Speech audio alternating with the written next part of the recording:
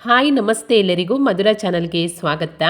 ಮುದ್ದೆ ಚಪಾತಿ ಹಾಗೆ ಊಟಕ್ಕೆ ತುಂಬಾ ರುಚಿಯಾದಂತಹ ಹಾಗೆ ತುಂಬಾ ಸಿಂಪಲ್ ಆದಂತಹ ಒಂದು ಚಿಕನ್ ಗ್ರೇವಿ ರೆಸಿಪಿಯನ್ನು ಇವತ್ತು ನಿಮ್ಮ ಜೊತೆ ಶೇರ್ ಮಾಡ್ಕೊಳ್ತಾ ಇದ್ದೇನೆ. ಬನ್ನಿ ನೋಡೋಣ ಹೇಗೆ ಮಾಡೋದಂತ.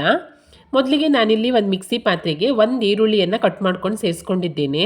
ಅದೇ ರೀತಿಯಾಗಿ ಒಂದು ಟೊಮೆಟೊವನ್ನು ಕೂಡ ಉದ್ದಕ್ಕೆ ಈ ರೀತಿಯಾಗಿ ಹೆಚ್ಚಿಕೊಂಡು ಸೇರಿಸ್ಕೊಂಡಿದ್ದೇನೆ. ನಂತರ ಒಂದು 5ರಿಂದ 6 ಎಸಳಾಗುವಷ್ಟು ಬೆಳ್ಳುಳ್ಳಿ, 1 ಇಂಚ್ ಆಗುವಷ್ಟು ಶುಂಠಿ, ಒಂದೆರಡು ಹಸಿಮೆಣಸು, ಸ್ವಲ್ಪ ಪುದೀನ ಸೊಪ್ಪು, ಸ್ವಲ್ಪ ಕೊತ್ತಂಬರಿ ಸೊಪ್ಪು, ಹಾಗೆ 1 ಸ್ಪೂನ್ ಆಗುವಷ್ಟು ಕಾಳುಮೆಣಸು. ಇದಕ್ಕೆ ಸ್ವಲ್ಪ ನೀರನ್ನು ಸೇರಿಸ್ಕೊಂಡು ಇದನ್ನು ನುಣ್ಣಗೆ ರುಬ್ಬಿ ಸೈಡಲ್ಲಿ ಇಟ್ಕೊಳ್ತೀನಿ.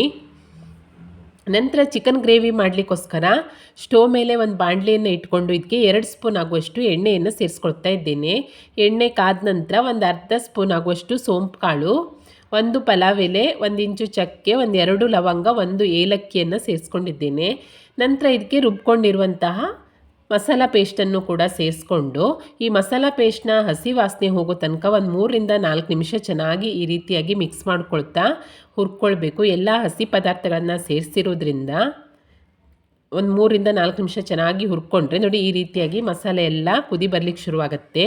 ಆಗ ಇದಕ್ಕೆ ಒಂದು 1/4 ಸ್ಪೂನ್ ಆಗುವಷ್ಟು ಅರಿಶಿಣ, 1 ಸ್ಪೂನ್ ಆಗುವಷ್ಟು ಖಾರದ ಪುಡಿ, 1 ಸ್ಪೂನ್ ಆಗುವಷ್ಟು ಧನಿಯಾ ಪುಡಿ, ಹಾಗೆ 1 ಸ್ಪೂನ್ ಆಗುವಷ್ಟು ಚಿಕನ್ ಮಸಾಲ ಪುಡಿಯನ್ನು ಸೇರಿಸ್ಕೊಂಡು ರುಚಿಗೆ ತಕ್ಕಷ್ಟು ಉಪ್ಪನ್ನು ಸೇರಿಸಿ ಮಸಾಲೆ ಜೊತೆಗೆ ಚೆನ್ನಾಗಿ ಮಿಕ್ಸ್ ಮಾಡ್ಕೊಳ್ಬೇಕು.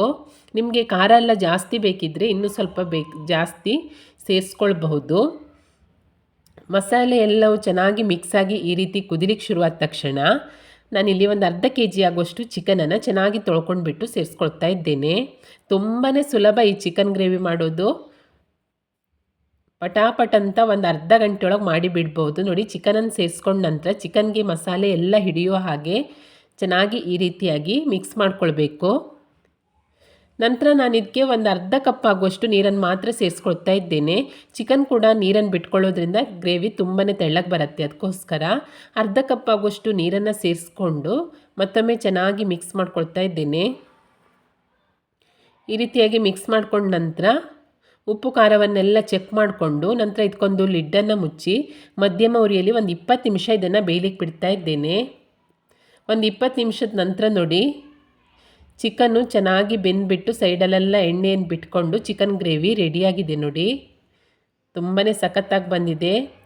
ಇದಕ್ಕೆ ಕೊನೆಯಲ್ಲಿ ಚಿಕ್ಕದಾಗಿ ಹೆಚ್ಕೊಂಡಿರುವಂತಹ ಸ್ವಲ್ಪ ಕೊತ್ತಂಬರಿ ಸೊಪ್ಪನ್ನು ಸೇರಿಸ್ಕೊಂಡು ಸ್ಟವನ್ನು ಆಫ್ ಮಾಡಿಕೊಂಡ್ರೆ ಮುದ್ದೆ, ಚಪಾತಿ ಹಾಗೆ ಬಿಸಿ ಬಿಸಿ ಅನ್ನದ ಜೊತೆ ತುಂಬಾ ಸೂಪರ್ ಆದಂತಹ ಹಾಗೆ ರುಚಿಯಾದಂತಹ ಚಿಕನ್ ಗ್ರೇವಿ ರೆಡಿಯಾಗುತ್ತೆ. ತುಂಬ ಸುಲಭವಾಗಿ ಒಂದು ಅರ್ಧ ಗಂಟೆ ಒಳಗೆ ನಾವು ಮಾಡ್ಕೊಳ್ಬೋದು. ರುಚಿ ಅಂತೂ ಸೂಪರಾಗಿರುತ್ತೆ.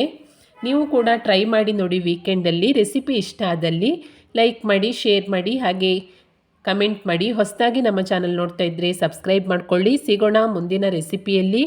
Thank you for watching.